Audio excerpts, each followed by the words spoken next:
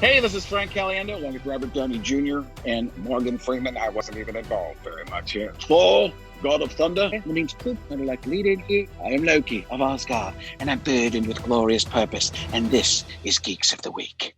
This is what I'm killing. I kill off camera. No, I mean you're killing off camera. Well, you're on camera now, so you could just keep doing what you're doing, you guys. You Oh just man, I thought we were going. That's why I was so excited about my story. no, you know what? This is fine because like people who now are tuning in are just going like, "What the fuck did I miss?" Like we just You always with me. You always have to hit the record button early and get it going before. Which is, you know what? Actually, I actually respect you for not doing that because you didn't tell me that you were recording yet. A lot of times in interviews, people will like, especially with radio interviews. I don't know if the two of you know what radio is. You might be too young for that. But what they would do is you'd call up the radio station and they'd start talking to you. The interviewer would start talking. And I'm like, okay. And they're like, no, that was the end of the interview. I'm like, but I didn't even know we were going yet. What did I say? Because you'll say things that you would never say on air. You would Mhm. talk about things that maybe, I'm not talking about things that would get you canceled or something like that, but you might have information or something that somebody doesn't want you to talk about in public or, Some TMI, yeah. you So it know. was one of those, but I appreciate you doing that, even though they missed the Todd McFarlane. Todd. They missed some great stuff. We got it. We got it in our minds now. Like I'm gonna just hold on to that forever. And now we have a secret, Frank. It's only between us in this room. When we were waiting for Megan, I was just waiting to see what period she was going to be dressed from and what color the eyeshadow was going to be. That's what, like, I commented like a week ago or a few days ago on her TikTok. I'm like, you're not the same person twice. Like, No, she it's has a way. She has a way of being someone different in almost all of her videos. It's kind of become a thing now. I, Whenever I see her you know, face, I'm like, who is she now? Ooh. right. And I've aren't you always, disappointed when she has the same look twice? Like when it's the same A look, I'm little like, bit. that's not what you do. That's not your thing. That's not your I, you niche. know, I've really, cornered the market on talking about a variety of different things and always looking like a chameleon while I do it. It's really, I, I, rem- I, I remember this one video you did. I'm not even shitting you. You did this one video where you found the light, like this golden lighting in your house. oh my God, I missed that light. I straight up like I remember that. That was months ago, and I still remember Yeah. it. And the words you said was, "I've somehow managed to find the elusive TikTok lighting that all these other TikToks seem to find, and I'm gonna use this to my advantage." And I was just entranced. I don't even remember what you were talking about. I just remember the lighting, and I'm just like, this is an elf before me. Like, That lighting was remarkable, and I have this one window in my house where the sun sets directly in front of that window, but usually like if there's cloud cover or it's too intense, it's not like that every day. Like it's only some days where that day it was just I was like, "Oh my God, this is what they call the magic hour." I've seen it rarely. I can't believe that it's like this every day. Like this is a find. I've got to take advantage. I don't get that type of lighting anywhere. I just, because, this melanin, I'm trying to make it glow, but in this fucking part of my house, it doesn't glow as well as I would like it to. If I look beautiful now, wait till you see me in the sunlight. I need to start recording in the sun because then y'all ain't ready for it. Y'all ain't ready for Oh it. my God, yeah, no, Y'all for ain't ready real. for it. I'm just saying. I've got these I- fake lights all around me all the time now. It's like, oh God. Fake I lights. once had to apologize to somebody. I didn't have to, but I felt the need to. It was I took a picture and there was a black guy in it was in let's see, it was in Florida, and I said I am sorry because I washed out. I was so light that I washed out the entire picture. I'm like, oh my God, how white can one human being be?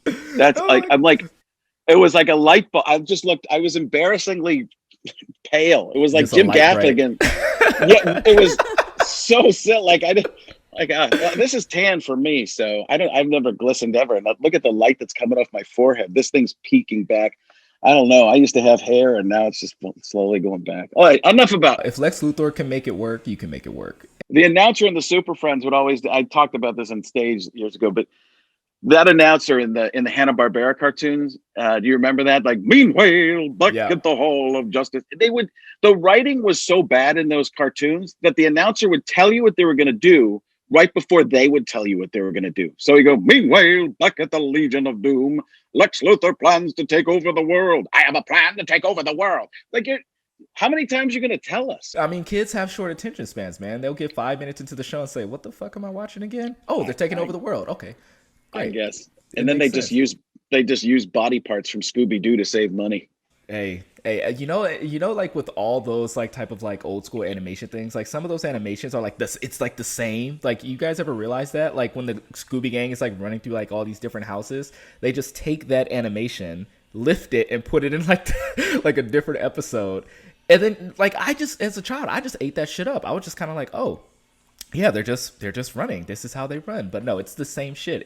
I think it was money, and I think it was really money and turnaround. Really, I mean, if they think the technology was nowhere near what it is today, it would take them forever to draw stuff. But there were probably some lazy animators too. You got some. Let's be real. Absolutely. Like, I mean, and truly, like, as someone who has a background in animation, a lot of times it's just the studios don't want to pay. Like, literally, like they just want you to reuse as much as you can. Like Disney had there's like so many books about how messed up Disney was, like post-Renaissance and pre-Renaissance. They worked their animators to the bone. But like you'll see now, like on the internet, side by sides of like Mowgli from the Jungle Book and Christopher Robin, like they overlay the same keyframe animation and they'll just like slightly change it because that's animators had to do what they had to do, man. Like studios will undercut and under budget and over promise. So it's like, yeah. I mean, but those old days, those older days of animation were like a simpler time when kids didn't expect so much. I feel like you could really just... I mean, yeah, when you're watching like the Jungle Book, like I literally just made a video about this the other day. When you watch something like the Jungle Book, you're not expecting like Oscar worthiness out of it. You're just there to see like a big bear sing about the bare necessities and a little boy in his underwear made of leaves like just sing a song with an orangutan. I'm cool with that. So like you're not really thinking of like, oh, okay, they used this before. I'm gonna take that and go off there for a second because I saw a post by you, Megan, the other day about how bad Thor was, the original I'm Thor. not a fan. And I just it makes me laugh to go, but that's how they learn as they're making these movies, you know? For sure. That's the way you have to go back. Personally, the way I look at it, I have a weird life. You guys have hugely strong and well-informed, smart, well-thought-out opinions. I live my life almost neutrally now because I'm so old, I don't even understand things anymore, where I don't get, so I just try to learn. But I feel like I'm that age too, whatever that age is. I'm so old, I don't want to learn things anymore. That is it's not even that. I'm at that age where, then you get past that and you get to old person where you just say everything you've ever thought, even if you're not supposed to say. The only really un-PC people are old people.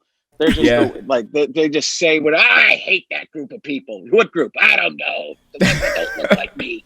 Who really is that? That's everybody. That's everybody under 90. They're just saying how they feel. It's amazing because I still go back and as silly as parts of Thor are, there are moments where I just get, and again, I was telling you off camera, Julian, about how my son was what got me into the MCU, back into the MCU, or back into superhero movies more.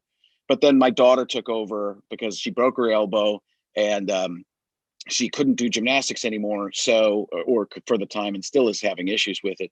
But she watched Guardians of the Galaxy and just fell in love with the comedy and action of that movie, and then just now knows everything about the MCU. So I have emotional attachment to everything in the MCU in terms of what my daughter or even son, where they were in life while that movie was going on, while going to see that movie in the theater. It's like when it happens with a song and you're like, you know, I hear, and this will be old for you guys, but I hear I'm the one who wants to be with you by Mr. Big. And I was in high school at the time. And I remember all my friends and the moments. Well, that's what it's like with the MCU for me, to the point where when I'm in Endgame, watching Endgame, and I'm starting to tear up because I'm going through my children's whole life.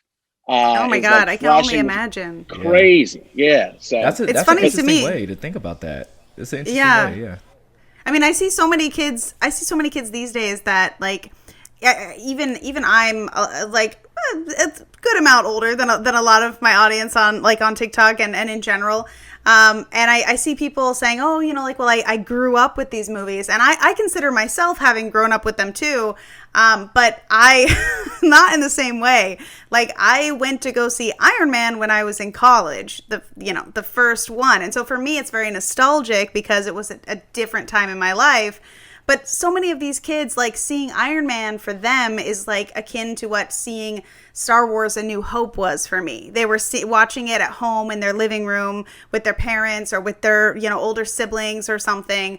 And so it's really interesting to think that the MCU has that kind of huge presence on people from such a massive scale. And we're obviously in the thick of it right now. We don't know how it's going to age in the future, how it's going to be perceived in the future, but it's hard to imagine a world in the near future where it isn't considered this like big nostalgic piece of like our collective history. Yeah.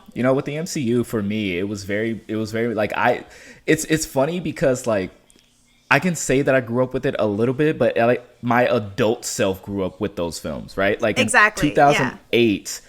I was in high school. I believe it was my sophomore year in high school was when the first Iron Man came out. And I was trying to play basketball. I was trying to be the cool guy, like I don't like nerdy shit. Like I'm a basketball dude. Like I chase after girls. And is this when James Harden was trying to steal your look? Is that this? James Harden tried to steal my look the year before because we won the state championship in 2007 and Iron Man came out in 2008. And I remember at that point, I was trying to be the new James Harden. So I couldn't let people know that I was like really into Marvel.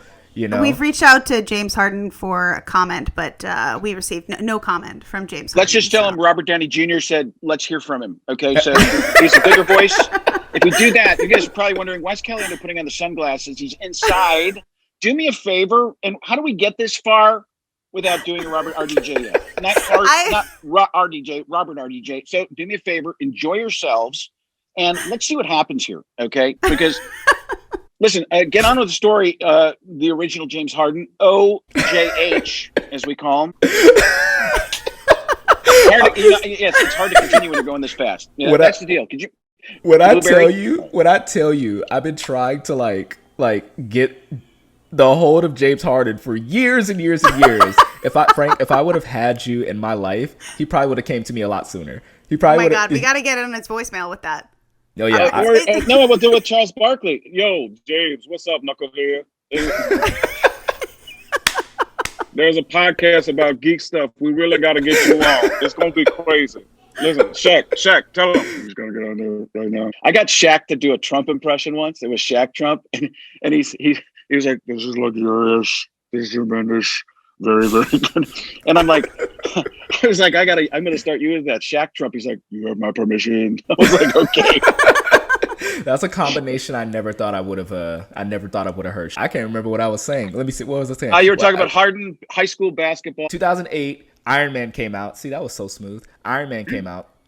And I remember like throughout that whole entire like MCU run, the MCU was happening during high school where I was not trying to show my nerd side. I was trying to be cool. Then in college, I started to come out a little bit more and more. And then Endgame, I remember the shit very specifically. It was Black Panther 2018. I was working at my first career job in advertising. We have this fucking blackboard behind us where we people write shit. Like this is where people like write award-winning ideas and shit. And somebody just looked at me and said like, "Hey, are you excited for Black Panther?"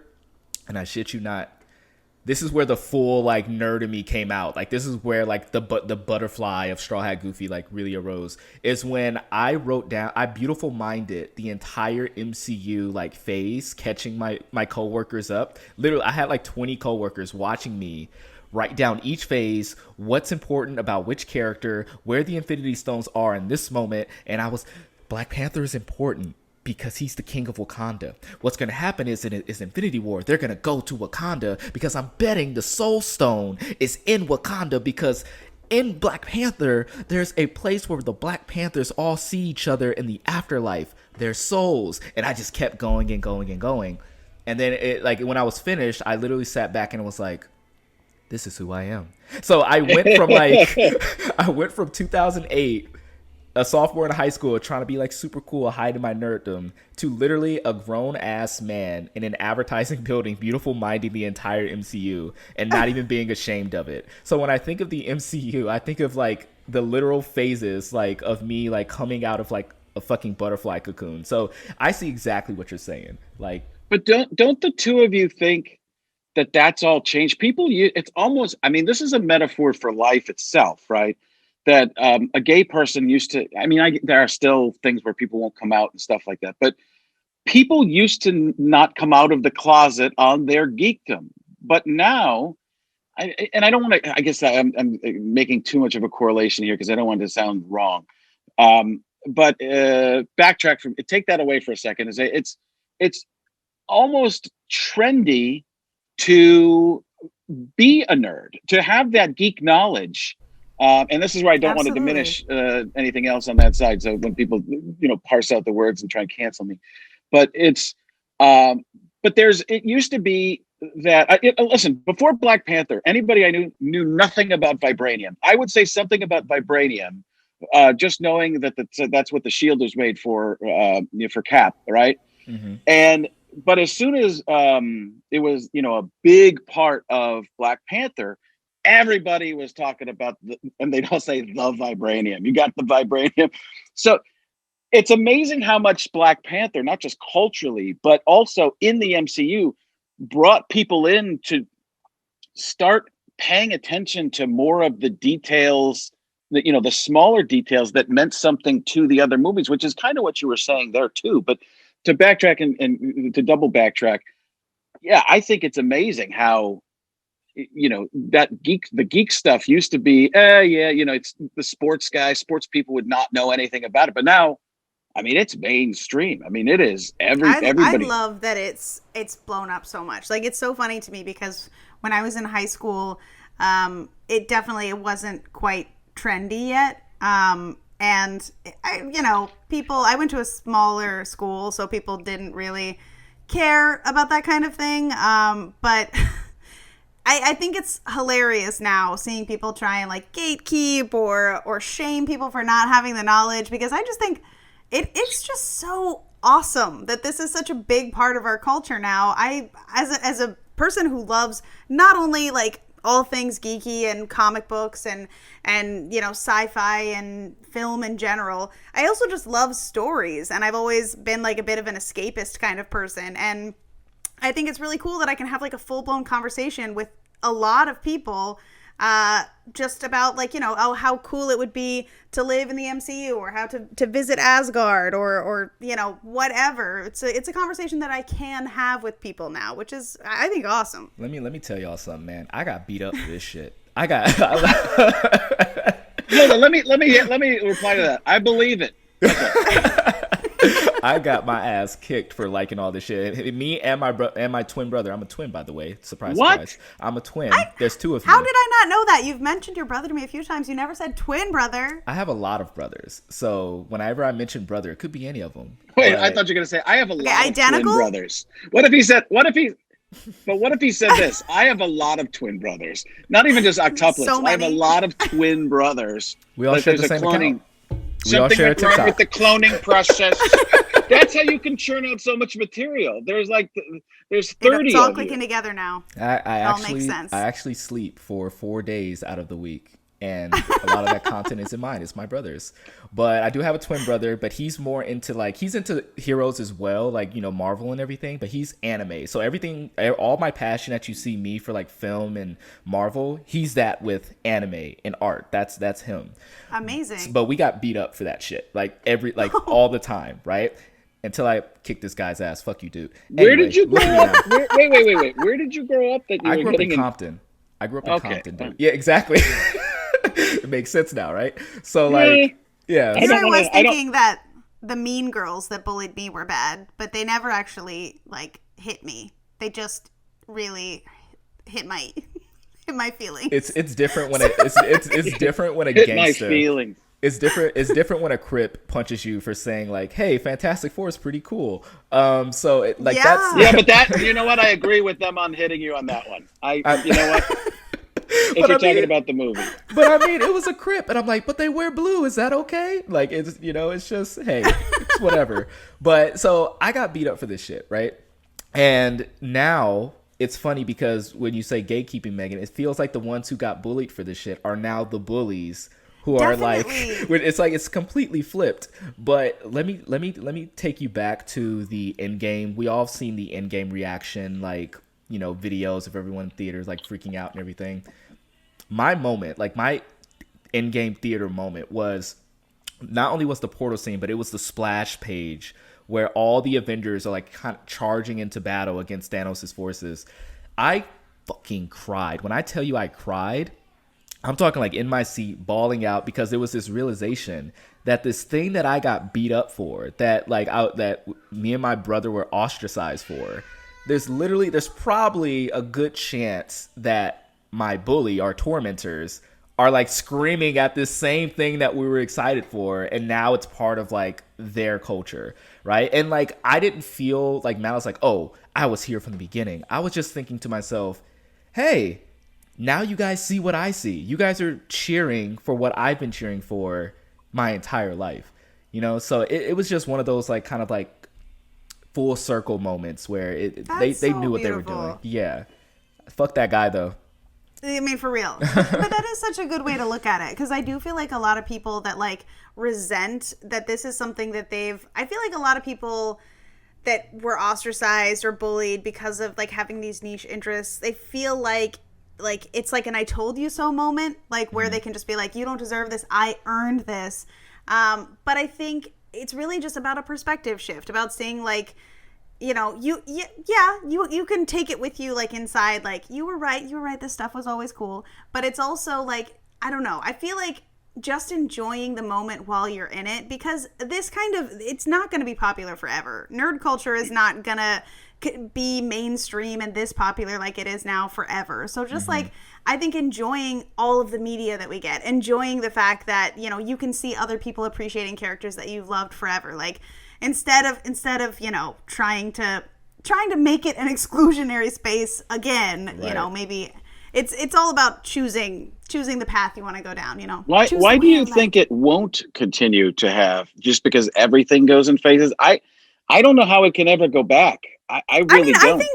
I do think that there's been enough of a cultural shift now that it will forever be changed. Like, I do think, I was just having a conversation the other day about like virtual reality and virtual spaces that are, gonna go the way of the future. And I do think that like there will be some, especially with the internet growing as much as it has, like in the past decade.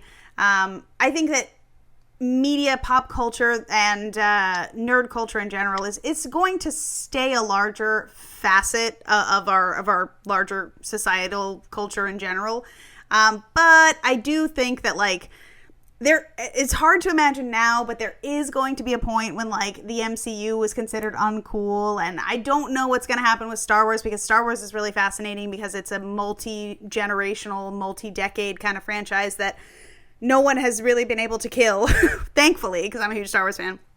But I'm just interested to see it, because I have seen so many things come in and out of style, and I am curious what the extent of it is going to be. But I do think that we'll always have, I think people are going to, in general, be more educated in like pop culture and media trends in general going forward. I just don't know if those trends are going to change as quickly as they have in the past. Here's another thing to think about. It used to be that if you did a superhero movie, if you were in Hollywood, that would alter your career, where you would not be able to do other movies anymore. You would be typecast and only get to do that type of movie.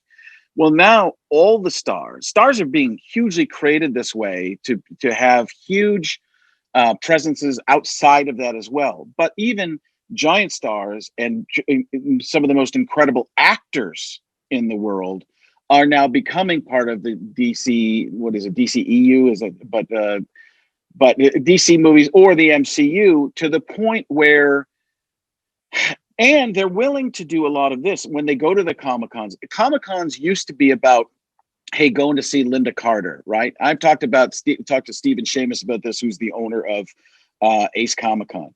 It used to be that all the Comic Cons were go see the people of the past. Well, now it's go see who actually is the character. And he told this great story about, and Tom Hiddleston was the first person from the MCU that I met, and he was probably the nicest person I've ever met in my entire life. So and he's like, do you do a Tom Hiddleston impression? I'm like, I am doing it right now. So I felt that. But so Tom Hiddleston, I don't know him well enough to say anything other than that. But Tom Hiddleston, Stephen Seamus told the story of a little kid goes to get his autograph from at Ace Comic Con with Tom Hiddleston, and he's looking at the picture and he's looking at Tom Hiddleston, and this is how great Hiddleston is and how much he gets it and how much he'll get into the character and have fun with it. The kid looks at the picture, looks at Hiddleston, looks at the picture, looks at Tom Hiddleston. Hiddleston lowers the front of his head and goes, "That's right, I'm him." And at that moment, he was Loki of Asgard, burdened with glorious purpose. And the kid was like, "Oh!" So I think that the stars embracing this stuff even more and going out and meeting fans and being parts of those events. And Hiddleston totally embraces, like he'll put on the Loki horns, he'll do everything, and most of them, it's fantastic. Some of the stuff they do. It's a different world of people trying to get away from having done it. They used to say, I'm not proud of being Mega Man or something like that. Like, well, that's not the world anymore. It's now I am Steve Rogers.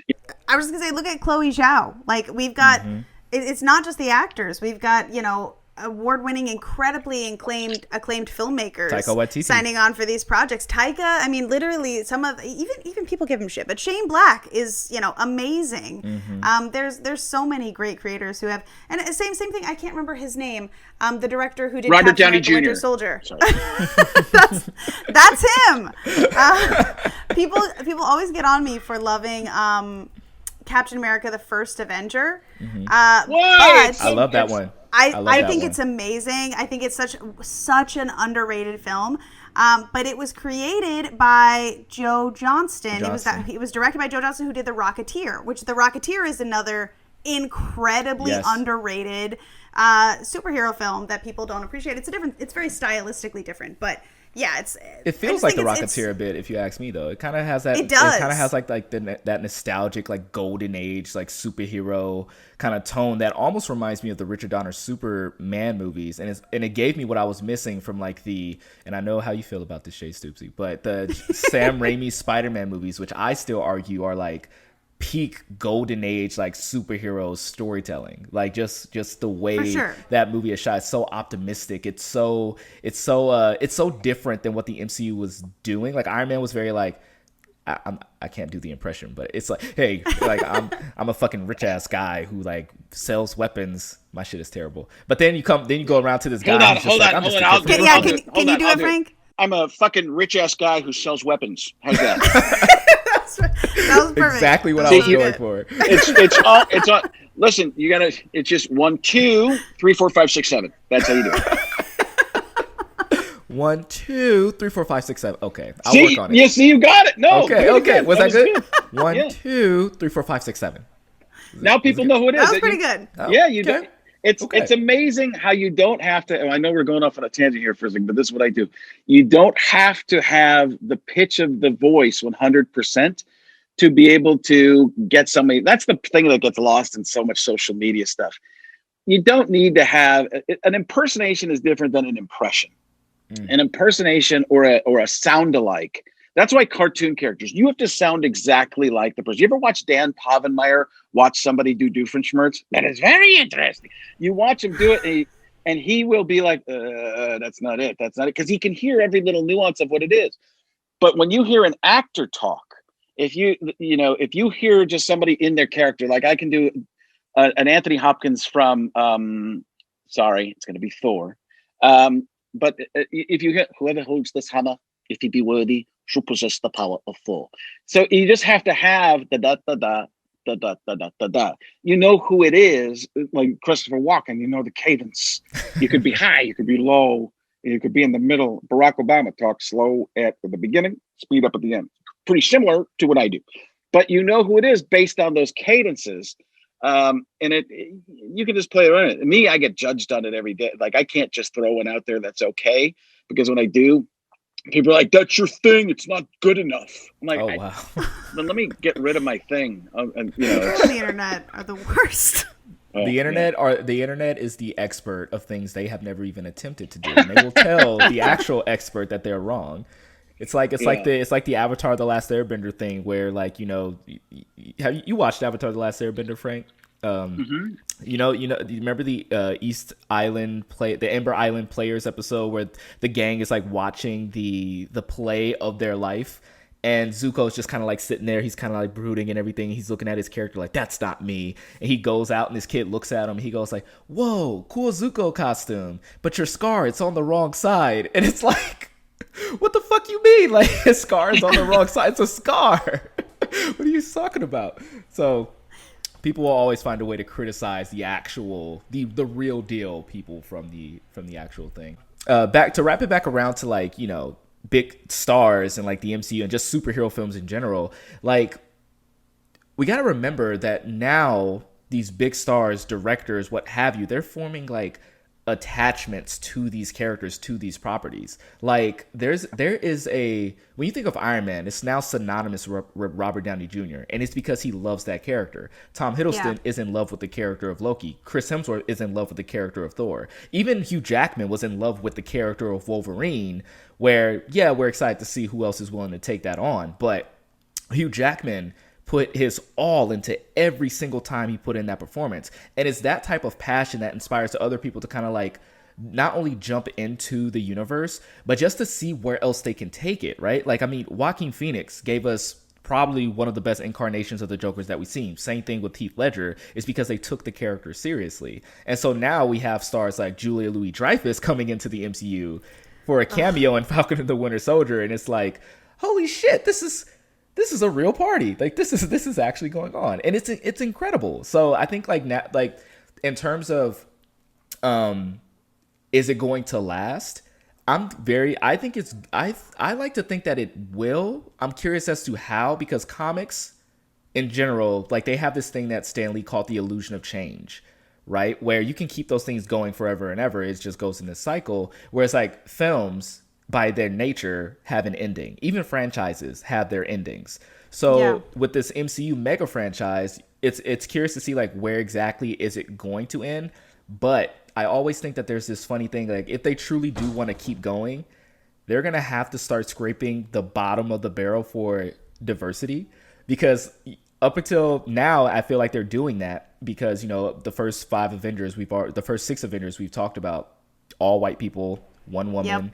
And then, now they're expanding into the Black Panthers, the Shang-Chi's, the Eternals. And so if you want to keep it going, you're going to have to tell those stories of the characters that don't all look the same.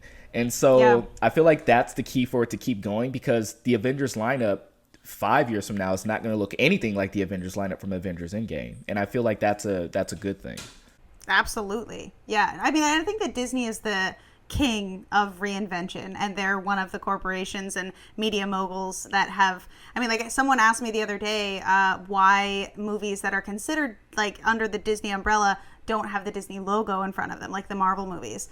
And I was like, well, because Disney is the king of branding, and they only put their Disney logo with the castle in front of films that fall under that specific family-friendly umbrella, specifically their animated films.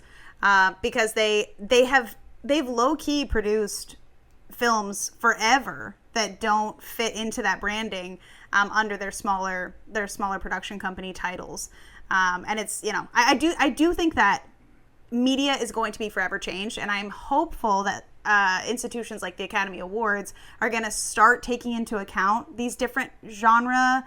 The Academy Awards are going away. I hope so. I'll tell you why. I'll tell you why, because it used to be interesting. All award shows are going away. And this is me trying to be like you guys with an opinion. And And the reason is it used to be the only time you ever saw stars together. It used to be the only time you would see the stars as themselves doing something. Well, now social media puts everybody out there all the time, whenever they want to release it, however they want to release it, to the point where that's not special anymore. Winning the award, I guess, is special, but people don't even care. People don't care. They just want to see, they'd rather see behind the scenes access to a person in everyday life than they would see them in the gown accepting the award. I don't think it matters anymore. Older people, older school, it might end about where you got your age is. Younger people, my son, his friends, my daughter, her friends, don't care about any of that stuff. And I think the diversity, like you were talking about before, I think it's all a natural part of what's happening to make sure everybody does become part. I mean, how much did Black Panther draw Black people into the MCU? I'm asking. I don't know, but my feeling in general was it became hugely more popular and more diverse of an audience once Black Panther was out. Am I crazy? I can confirm. No, I can confirm. I can confirm. Like as a blurred Black nerd, in case nobody knew, as a blurred who was into Black Panther for a very long time. I've always said he's been my top 3 favorite superhero like of all time.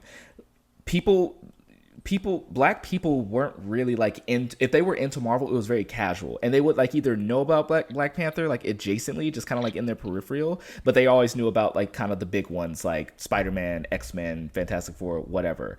But it wasn't until, and then like even when it came to the MCU, they would be like, oh yeah, those movies seem all right, but I'm not really like trying to get into it. And I would hate to be the one to speak for all Black people, but it just seemed like when Black Panther came out, and I can speak from experience, there was not one dashiki that was left on a shelf. There were people that I would talk to during those premieres, like, hey, yeah, so like, how long have you been watching the MCU? Like, are you excited? They had no idea what was going on. They had no idea what an Infinity Stone was at the time. They had no idea what a Thanos was, what a Hawkeye was. They were just kind of like, yo, this is our guy. This is Black Panther. He's a king. It's in Africa. It's futuristic. We're here to support that. And Black people have been doing it for Tyler Perry for years. Like, okay, we've been doing that for Tyler Perry, even though I call him extremely mediocre. Still respect him though. Sunday after church, it was the new Tyler Perry movie came out, and we were all gonna go see it, whether you wanted to or not, because it's Tyler Perry and he's doing it for the culture. Now, it's like Disney and Marvel are doing it for the culture. And it's not like nobody's going to church in the movie. No one's like dropping down to sing like some type of hymn or anything. No, this is a Black dude kicking ass, and we're going to potentially see him with like the Hulk at some point. That's what it was all about. So like I feel like you're absolutely right when it came to like a lot of Black people weren't really into it till Black Panther came out. And that's just the power of Marvel at this point. And inclusion, right? And showing people that's an important aspect of what they're doing. So, and comic books have always been about that. As cultures evolved, and our culture, U.S. culture, I'm going to say, as that's evolved, you've seen comic books evolve, and there have always been people pushing the envelope in comic books, and now it becomes part of the movies. You go back to Thor again. It was the easy tell of the story, right? It was fun. To me, it was fun. Yeah. I just look at it as like a kid watching it. It's when, when he gets the hammer at the end, he's finally, I'm worthy. He realizes he's worthy, all that stuff. The character, you could see why Hemsworth is a very funny guy. I met him a few years ago as well, a couple of years ago with my daughter. And one thing I said to him that I think he really liked was, I'm like, I know people think you're really good looking and stuff like that, but God, you're funny. I go, I was like, and I think he just liked that. Like, cause people, like when women were coming, these were women in their 30s and 40s, were going to meet Chris Hemsworth. They were literally fainting. I bet that wasn't even happening with Chris Evans. It was really odd. Yeah. Women were fainting going to meet Hemsworth. And I'm going to backtrack for something you said earlier, because Robert Downey Jr. actually believes he is Tony Stark. Have you seen him do that? It's like, we're going to go to Jupiter, a gaseous planet, We can't do that. We have the nanotech. No, we don't. You're not Tony Stark. What do you mean? No, we don't. We have in Infinity War, I created the nanotech. That's not real, Tony. I'm calling you Tony. But Chris Hemsworth he is Thor. He's that guy. He's that, he doesn't even have to say the words, and it's like there's subtitles underneath him. He's going, that's pretty good. All right. Okay. And it's like everybody's just reacting to him like he's speaking plain, like the words are enunciated very clearly. But he is that guy. Downey thinks he's that guy. I love me some Chris Hemsworth, man. He's a magical man. I can say as probably his key demographic for audience. Yeah, I get the hype. He's a very, very good looking man. He's a family man. He's funny. He's that dude is a fucking alien. Okay. Yeah, that's not a human. Yeah, and I mean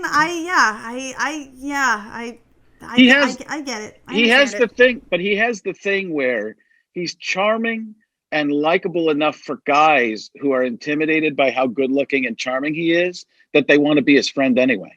Because a lot of times we average looking people are like, wow, that is so annoying that it's so good looking. Yeah. It's just women do that too. They'll be like, yeah. Like you look at somebody that's gorgeous and like fake. But with Chris Hemsworth, he's cool. He's got that buddy, and he doesn't get to that creepy level of frat boy annoying where you're like, ugh, I get the feeling like he's not a good guy. Yeah. So he's got everything. He's got that magical. I think it's Asgardian. So Frank, how did you kind of come into this line of work? How did you discover your talents? Where did it all begin for you? Let's see. I went to school for broadcast journalism. I was always kind of a geek as a kid. I like watching Saturday morning cartoons. I still like Eek the Cat. I don't know if you guys remember Kumbaya, Turkey. All these old school things you guys might not even because I'm 47. The fat pushes out the wrinkles, so I don't look as old as I am. So let's see. I went to school for broadcast journalism, and I thought I wanted to be a sportscaster type of person or whatever because I just didn't know what I wanted to do. And I realized after visiting ESPN and stuff like that, it was never going to be my thing because numbers and stuff like that, and apparently words I struggle with. So I just got into the silly side of it. I showed up it was junior in college, or no, sophomore in college. I was at the University of Wisconsin-Milwaukee. I took a comedy sports class, and they said, you should try stand-up. I'm like, does that mean I'm terrible at this improv stuff? They're like, no, but you do all these voices and impressions. We don't use a lot of that in this. Stand-up would be probably right for you. So I started doing stand-up. I showed up at a club, and they wanted to pay me right away, which never happens. So I just started doing it. I was doing weird impressions at the time. Like everybody would do a Jack Nicholson. I was doing Tony Danza and Robin Williams, some different ones, So I would go in and out of those, and people were like, nobody's doing anything like this. The internet wasn't around at that point. So impressions were seen as very vaudevillian, but I took from Robin Williams, Jonathan Winters, Jim Carrey, and would morph it into regular stand-up to just talking about and make an observation.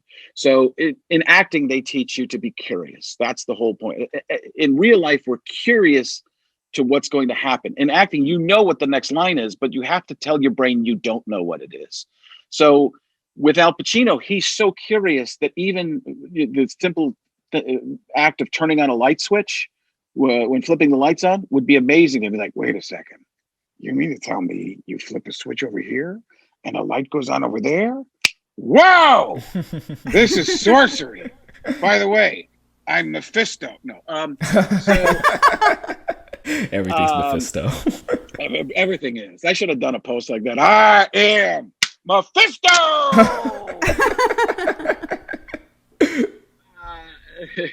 But yeah. So it's like having the take on somebody. So I always started doing that, and I went out to LA. I started doing colleges because I was only 22 at the time, 19, 20, somewhere between 21 and 22. I started doing colleges. I got called by people in LA to go meet with networks. I went. Am I boring you? Sorry, Julie. No, you're not. I thought about someone yawning and then I yawned. So listen, I'm getting tired of my own story. So I went out there and they started offering me deals. I met with NBC. The president of NBC said, "You want me to put you on Saturday Night Live?" Me knowing that the president of NBC can't do that, said it would be an option because Lauren has to find you, and they have to find you. And if the network tries to put you on, it's bad. I ended up taking a deal with Warner Brothers with the WB to do a show called Hype, and they built the whole night about it. It was called Hype Night on the WB. 3 weeks later, it was the WB Sunday with Steve Harvey. So we knew we were getting canceled when that was all changed. So I didn't even audition. They just put me on MADtv for a while. I went to do that, and then I started doing the sports stuff, and then I got really lazy because I was just like, well, I'm making crazy money doing everything around all these Hall of Famers, just personal appearances, paid me so much that I would just do that. So doing a little bit of impressions as a kid, doing a little bit more in college, and getting into that. The John Madden thing was what really put me on the map for that. But it also pigeonholed me hugely, where people only knew me from the sports stuff. But at the same time, I had kids, and all that was my trajectory was, I've got these little beings. I got to help take care of them because everybody says they're worried about their kids, but I just felt too much guilt to not. So, that's why I live in Arizona and everything like that. I just got away from it. Arizona is great because it's people who just wanted to get out of the Midwest and the cold. And a lot of people from California didn't want to pay huge taxes. So, and you mix that, you mix that with a huge Southwestern culture, and it's pretty great the way there's just so much going on here that really appealed to me. And I live in a very family-friendly area, and my kids have grown up in a pretty normal life. It's also why I haven't done a ton of different things. I always worry about, well, what am my kids got to go to school tomorrow. What are they going to think if I'm out there doing something really stupid on the internet? Because I look at some of the things people do and I go, oh my goodness, that's like, if you just scroll through like your TikTok and even sometimes Instagram, you look and you go, oh man, people really want views badly for like just the amount of butt shaking that's going on TikTok. Yeah, look, you're look. There's a lot of butt shaking. But Straw Hat he was conflicted there. He's like, yeah, but I've said this, like I've come across my fair bit of butt shaking on that app, and me being a married man, I'm still a guy. Right. But it's so, because you've never had that like strike like that fear put in you when you're next to your significant other and you're swiping through TikTok, and then like immediately it's just ass. You're like, oop, swipe, aggressive swipe up. You didn't see that? You saw that? I swiped and up. You watch one for more than once. Well, something, you leave it on, even if you look away and it goes through it twice, all of a sudden they're all over the place. Yeah. And then you have to start hitting the not interested. Yes. Some stuff, like TikTok has decided to start testing me on jail time because some of the stuff they're putting in front of me, I'm like, hey, whoa.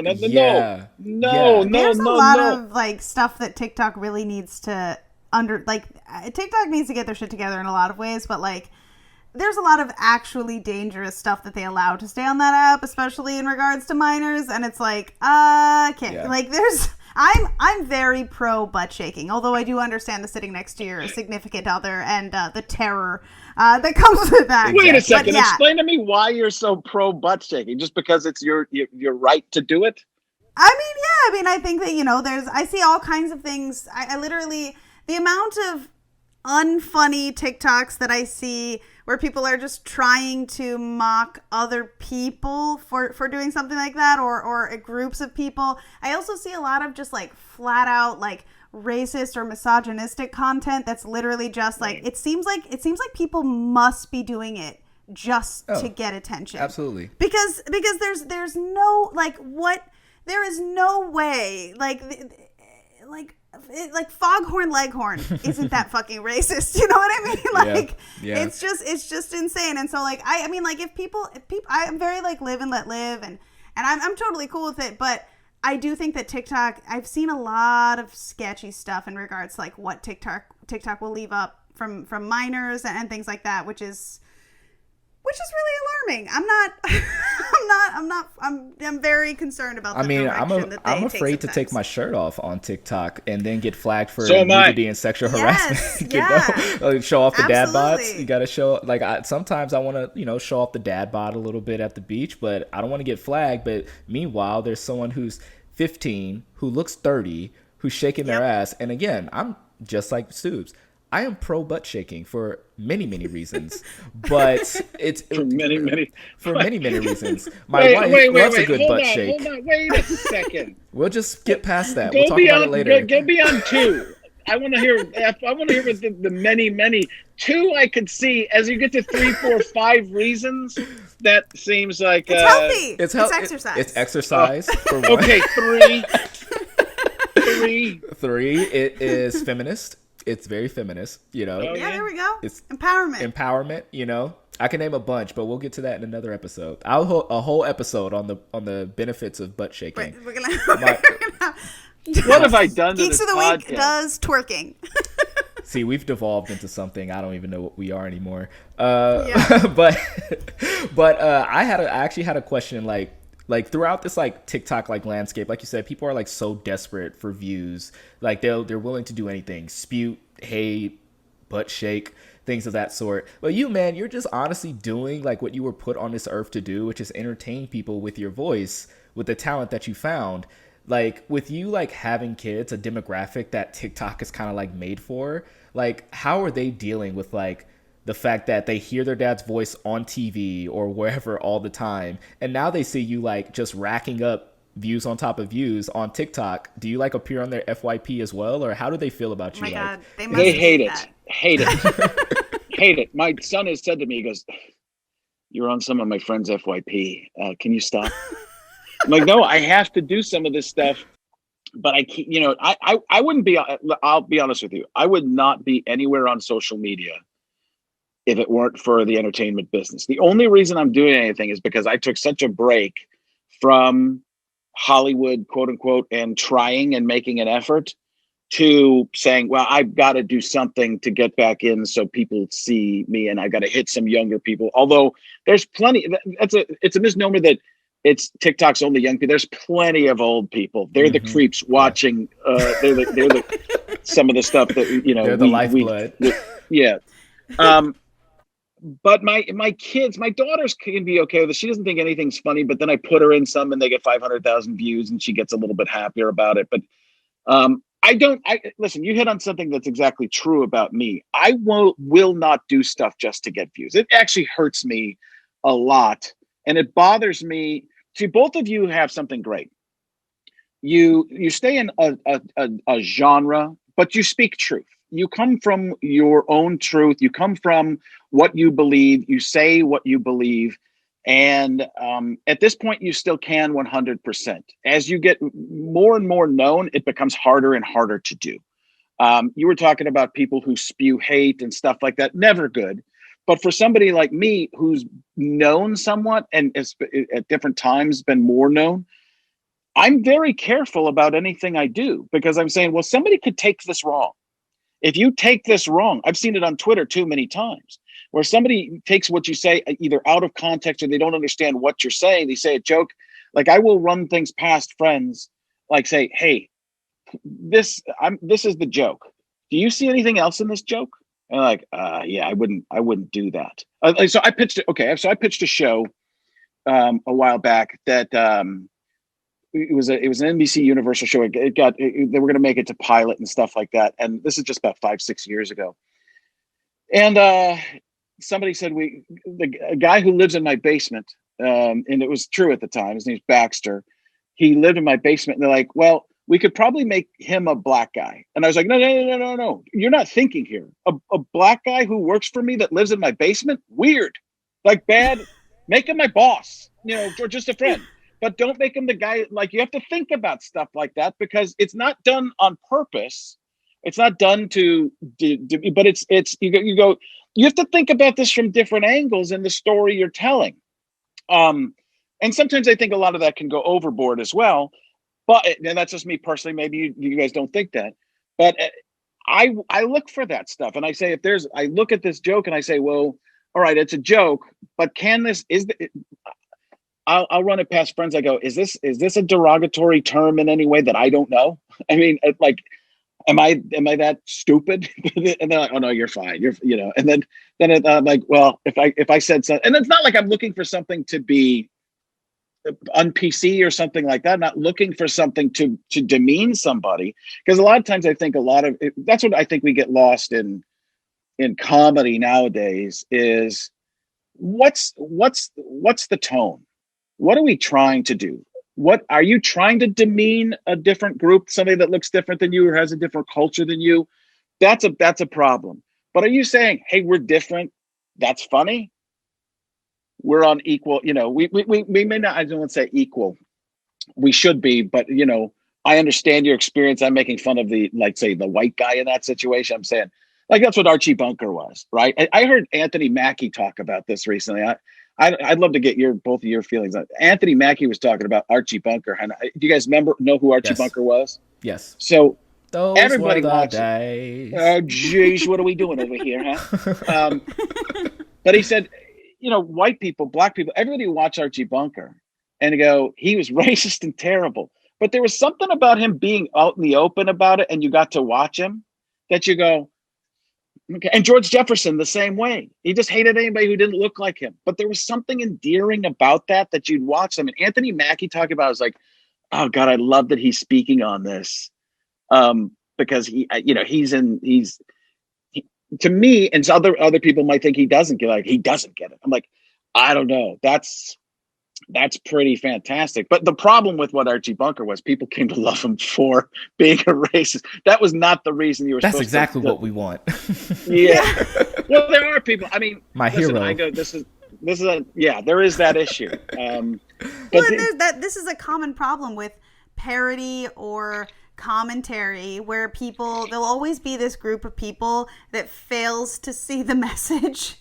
It happens all the time with like these, red flag characters. Like, it's a big stereotype now for people who are fans of Fight Club, but it's because they want to be Tyler Durden. It's like, not good. Point. It's over here. Like, you missed it. You totally missed it.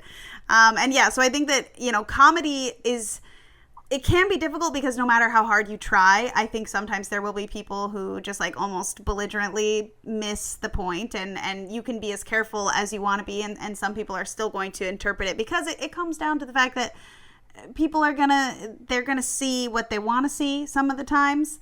But I still think it's important to try, and I do think that like characters like Archie Bunker and many more are very helpful to illustrating, the ways, the obvious ways that you can point out someone's prejudices, someone's flaws, and say, hey, let's learn from this. We can laugh at it, but we can learn from it. Those people exist.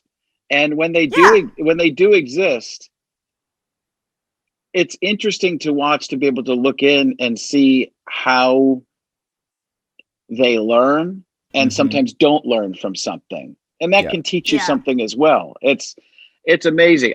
There aren't opportunities for a lot of those characters anymore. And I think it maybe, listen, I don't want to say rightfully so, but when you start getting, because what happens now is like what you said, where people want to be like Tyler Durden, they want to be the character. It's like when we're messing with, when things are so close, with virtual reality and stuff, where we're this close and you can get it. People think they're superheroes now too. That's worse than it's ever been. People think, look at when you see somebody who's an Instagram star or something like that. Even TikTok people, where you'll go, oh my gosh, this person truly believes they're a superstar, and nobody knows them outside of that world, and they're acting like they're a superstar. And you go, you're in for a rude awakening. I totally agree with you, because like you know, there are people who, like you said, there are people who believe that they're just invulnerable to not only criticism, but just like, oh, I can continue to be who I am because I have an audience of people who think the same way as me, and like I constantly stoke that fire. Like this joke that like literally it's literally a joke. Like, you know how like some things wake you up in the middle of the night and then, you know, you just either wake up screaming. I wake up laughing at this. It's the thought that when people watch like these movies, like let's say like we'll say like, take the worst like racist or just like even the most undercover racist you can think of, and they're watching all these movies with undercover racists, and these characters are clearly positioned as the villain, right? They're the bad guys of the movie because they're racist. What do these people look at when they see the bad guy? Do they for some reason think that's the good guy? They do, like, because I know you agree with what they're doing. But do you say like, oh wow, like Michael Fassbender's character in 12 Years a Slave, he really didn't get what he deserved. Like he's totally a good guy. Ben Shapiro recently came out and said that he loved Empire Strikes Back, which not only makes me hate how much I love Empire Strikes Back, but it also makes me think, who are you rooting for in this movie? Like, what? The Empire should have won. The Empire should have won. They didn't deserve to lose. You need to understand, they blew up an entire office filled with people, innocent people who were just doing their jobs. They were just trying to do their jobs. They're just good employees. And they were just following orders. Following orders, and they blew it up. For what? For what? What did they ever do to you? You know what? It's funny. You guys are selling me on it right now. It's bad. See, but this is one of the things that this is one of the things I think this is an interesting moment. Because you think differently than somebody and you like the same thing as you might like something that's similar, that's the same person.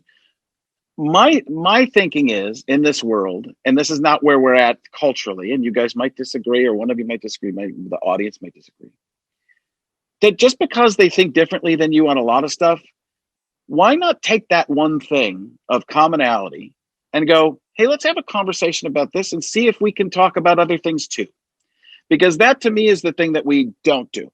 We never do that. Although that's what they try and do in most of these movies, right? They find somebody, somebody who's the bad guy, and take even Michael B. Jordan in Black Panther, and he's not a terrible person. He was right. And something's right. Something's happened. Killmonger was right.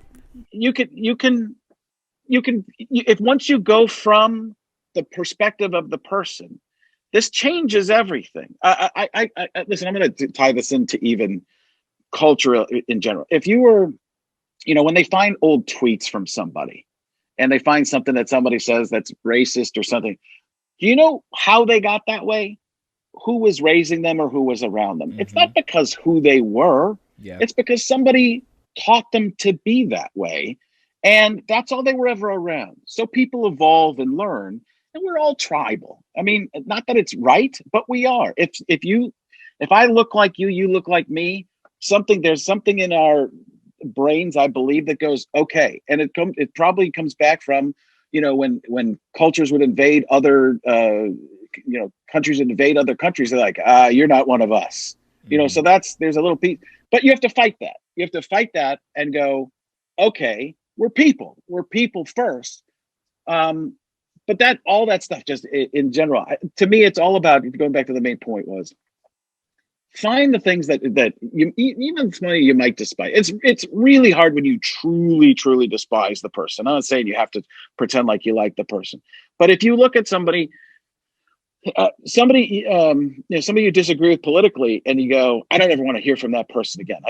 I've had people at my house. There were people that used to live in a part of my house that said some things that were racially just charged and wrong, just racist. And I told my wife, they can never come back. I go, that person's not allowed in my house because of and there was nothing, like they're blatantly terrible people. And I'm like, no, they're gone. Do not let them back in the house, because I've said things with friends and stuff like that, black friends or whatever, that, then they'll make fun of me for things you say and just be goofy together. These people were saying things that, like, you're like, I shouldn't say goofy together. I mean, just like understanding. It's an understanding of, hey, I understand where you're at, and I'm kind of making fun of myself at the time, or white people, I guess. But these people, like, I'd be like, you're not allowed. They do not come back. Not a step in this house ever again. This is a bad person. And she got this. She got it. But she's like, well, they used to be friends with my dad. I'm like, I don't care. It doesn't matter. That's the person watching, Fassbender, or, watching somebody in one of these movies and being like, I don't get why they have to be. I don't get why this is happening. Yeah. So it's, but I do think if we look at other people and you just listen to, you might not like a lot of what somebody has to say, and it's hard sometimes, but that's the thing we're missing when we can just, I was gonna say email, it's an old name, but we can just put stuff out on the internet and say stuff without seeing other people's faces and understanding. It's like Breaking Bad, or any film, media that has this a villain as your central POV character. Who's the villain in that? There's no.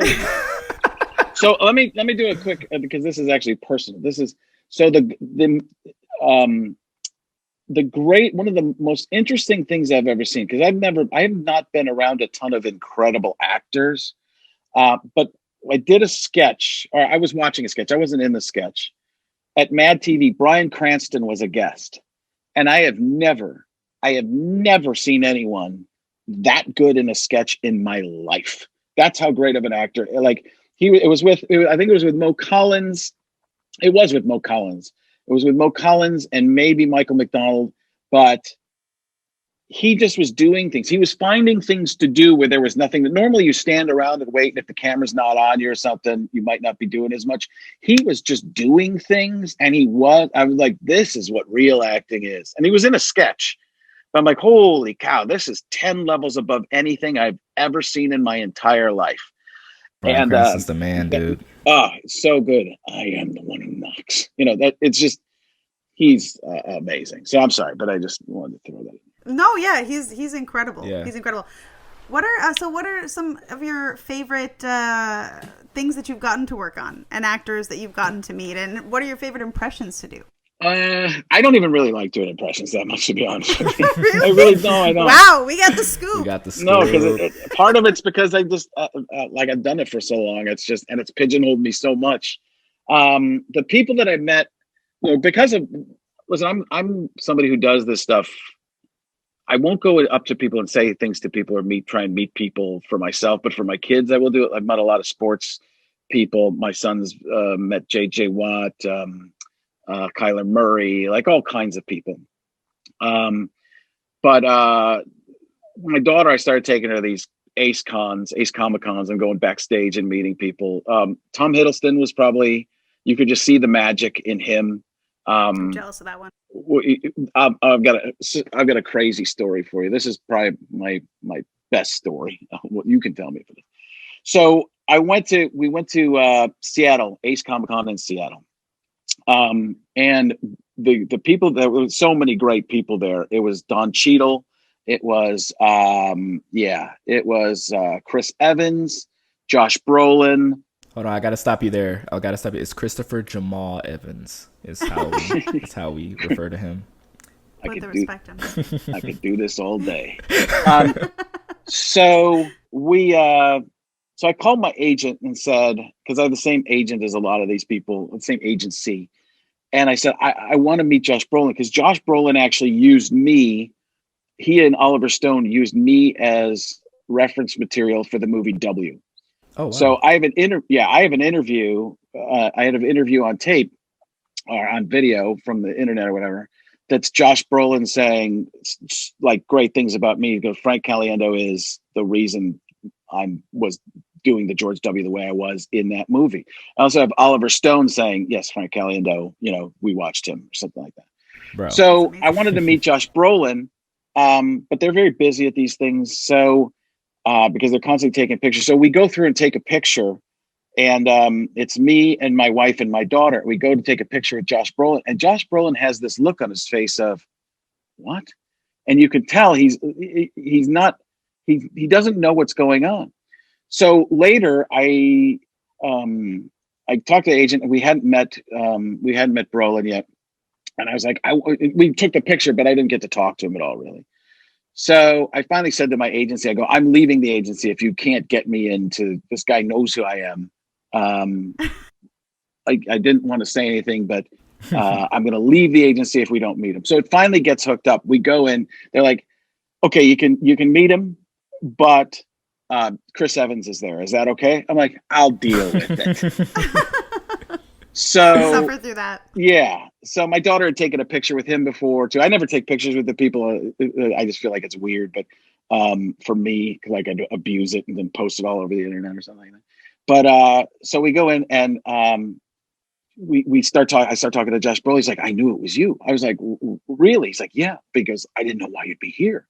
So then we're talking about the movie W a little bit. He's like that. He goes, that's exactly. It was you. You know, it was you. And Evans looks over. He goes, wait a second. What role? What are you doing? And Brolin goes, he helped me with a role. He goes, what role? And I'm like, Thanos. And he's like, what? I was like, and Chris Evans then goes, wait a second. Who are you? And I go, Frank Caliendo. He goes, oh my God. Oh my God. Do some mad. He's like, when you did Belichick, I was on the fucking floor. He keeps hitting me. He's put like, so Chris Evans is smacking me in the shoulder. I'm like, super soldier serum, please. Oh, he's like, gosh. So he's smacking me. And we start to tell him all about the story of my daughter breaking her elbow. And then she gets into the MCU. He's like, wait a second. So you didn't even watch these movies until you broke your elbow? And then she'd been talking to Brolin. He's like, yeah. And like, I am inevitable. I'm like, no, you're not. So we're now they're behind for taking pictures and they're shooing us out. And everyone's like, we got to get a picture together. Everybody take a picture together. I'm like, we already got a picture with you. He's like, no, you got to do another one. So we do the picture. We leave, they got those pipe and drape things, those curtains and stuff. We go out. 10 minutes later, we're still, my daughter's like, this is unbelievable. 10 minutes later, Evans comes out. He sees me. He's like, Frank. And he's like, motions come over. So we talk for a couple minutes. And just he's like, you gonna be around the rest of the weekend? I'm like, no, we got to go tomorrow. He's like, oh man, like Chris Evans and I were gonna hang out. Yeah, Howling Commandos. No, so I don't know what but it was a great conversation. Then he had to go back in and do his thing. So then my daughter goes, that was the greatest thing I've ever been a part of. I'm like, what do you mean? She goes, he didn't have to talk to you that time. He wanted to talk to you. I'm like, hey, 13 years old and the peak of your life has already happened. No problem. Super dad. That is a super dad moment. I'm jealous. If I were you, I'm like, you can never call me uncool in your life. Ever. Literally. Like, then we went to the one in Chicago, and then she got to spend maybe 3 or 4, maybe probably 5. Yeah, we hung around. We didn't talk to him the whole time, but we were just there. We were hanging around Chris Hemsworth for maybe 10, 15 minutes as he was doing pictures and stuff. And then she got to meet Tom Holland. Yeah. And she's, listen, the funny thing about Tom Holland is, like, we would go to, it was him and Jake Gyllenhaal, and they were doing the stuff on stage, the panel stuff. And she's like, all the little girls are screaming. And Juliet's like, pfft. I'm like, what? She goes, they're not real fans. They only like him for Spider-Man because he's cute. They don't know that his brother did this and this. Like, she starts going through all this stuff. Hey. He's doing the movie Cherry right now, and all these different things. It's like they don't know anything about him. Like, we're a little bit snooty, but okay. So these are my dad moments. So my daughter's gotten to meet Cheadle very quickly, but Brie Larson, who was maybe the nicest. Like, Brie Larson for some reason gets a bad rap from people. I don't know. I thought she couldn't have been more pleasant and nice, and she seems so super human nice to people. That's what I've heard so much about how great she is, and it's so frustrating. Watching her ask questions to people and stuff like that. So Evans, Brolin, Hiddleston, and then she's met some people outside of that too. Like, it was so funny. She what's his name? The guy who plays Jon Snow. Kit Harington. Kit Harington. King of the North, head of the Night's Watch. Jinx.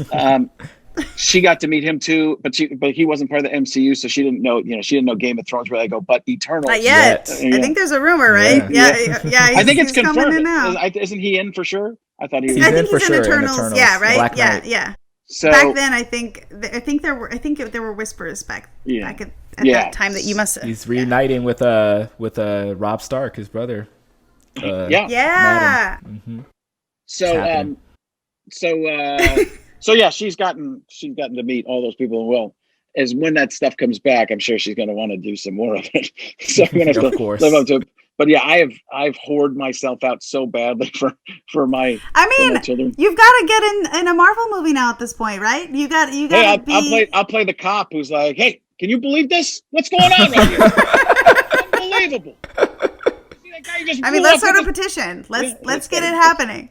Honestly, like I really need you to like if there's like another version of a play like how they did with Thor Ragnarok, how they're oh my god, Matt Damon played Loki. We got to get you to play like a version of like Rob, they're doing that. Tony Stark or something. Taika Waititi's doing that, isn't he? He's doing that in because Russell Crowe's in it as well.